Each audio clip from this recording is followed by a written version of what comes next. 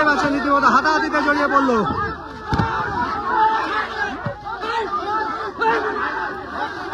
বন্যা কবলিত এলাকা পরিদর্শনে গিয়ে বিক্ষোভ ও হামলার মুখে মালদার বিজেপি বিধায়ক খগেন মুর্মু ও শিলিগুড়ির বিধায়ক শঙ্কর ঘোষ। সোমবার জলপাইগুড়ির নাগরাকাটা ব্লকের বন্যা দুর্গত এলাকা পরিদর্শন করতে যান দুই বিধায়ক। অভিযোগ, সেই সময় স্থানীয়দের একাংশে প্রথমে কুরুচিকর মন্তব্য ও তীব্র তিরস্কার করে তাদেরকে। এরপর তারা এলাকা ছাড়তে চাইলে হঠাৎই তাদের গাড়ির ওপর ব্যাপক আক্রমণাত্মক হয়ে ওঠে জনতা। ঘটনায় রক্তাক্ত হন খগেন মুর্মু। চোখের সামনে দুই বিজেপি বিধায়কের ওপর হামলার দৃশ্য আতঙ্ক ছড়িয়ে পড়ে এলাকায়। অভিযোগ, তাদের লক্ষ্য করে জুতো ছোড়া হয়। শুধু তাই নয়, খবর সংগ্রহ করতে আসা সাংবাদিকদেরও মারধর করার অভিযোগ উঠছে। আহত অবস্থায় খগেন মুর্মুকে দ্রুত মঙ্গলবাড়ি হাসপাতালে নিয়ে যাওয়া হয়। প্রাথমিক চিকিৎসার পর তাকে উন্নতর চিকিৎসার জন্য শিলিগুড়িতে স্থানান্তরিত করা হয়েছে ইতিমধ্যেই। এই ঘটনায় তৃণমূল আশ্রিত দুষ্কৃতীদের বিরুদ্ধে সরব হয়েছেন বিধায়ক শঙ্কর ঘোষ। খবর পেয়ে ঘটনাস্থলে ছুটে যায় পুলিশ এবং পরবর্তীতে পরিস্থিতি নিয়ন্ত্রণে আনে। এই বিষয়ে দেখুন বিস্তারিত। একদম রক্তাক্ত অবস্থায় ছিল, দেখুন এই যে আমরা সরাসরি মেরেছি।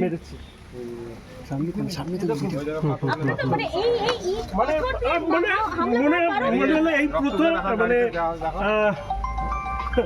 মেরেই ফেলতে চেয়েছিল। এই যে এটা সব এই সব দিয়ে মেরে এই যে চেয়ারে, এই যে দেখো সিটে, সব জায়গায় রক্ত, সারা শরীর কাচে ভরা। খগেনদার ওপাশ ওই পেছন থেকে বা কোথা থেকে এসে পুরো চোখ চোখ এই যে এগুলো কি অবস্থা। আমাকে এখানে মারতে গিয়েছিল, এখানে।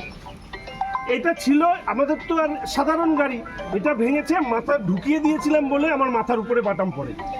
আপনাদের পিছনের কাজটা আমি একটু দেখছিলাম, একটু সব এদিকে দাঁড়ানো রক্তগুলো গাড়িতে পড়ে আছে, রক্ত ছিটে ওই যে এত বড় ইট হয়ে রয়েছে, দেখুন কি অবস্থা।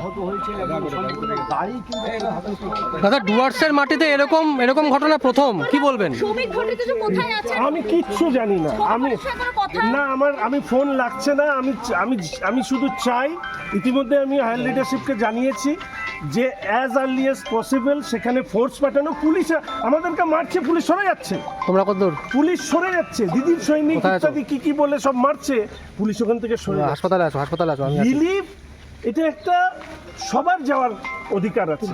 কেন্দ্রের সরকার, মাননীয় প্রধানমন্ত্রী, দেশের স্বরাষ্ট্রমন্ত্রী, আমাদের সাংসদ, সবাই মিলে যখন আমরা এই কথাটা বারবার করে বলছি যে আমরা সহযোগিতা করতে চাই, কেন্দ্রের সরকারের সহযোগিতা নিতে চাই, এত বড় প্রাকৃতিক বিপর্যয়, সেখানে আমরা শুধুমাত্র বিজেপি করি বলে খুন করতে চাই। আজকে বাটাম যদি আমার মাথায় পড়তো, আমি ভিতরে না ঢুকে যেতাম, তাহলে তো আজকে এখানে দিদির সৈনিক বলে আমাদের উপরে আক্রমণ চালিয়েছে।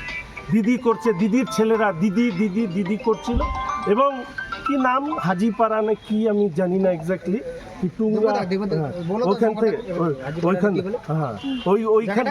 ওখানকার কারা করেছে আপনাদের ক্যামেরাতেও নিশ্চিতভাবে আছে। পেছন থেকে প্রথমে মারতে সামনে নিয়ে আসে, তারপরে গাড়িতে ওঠার পরে গাড়ির উপরে আক্রমণ করে। এই অবস্থায় আছে, আমি হসপিটালে যাই কাইন্ডলি।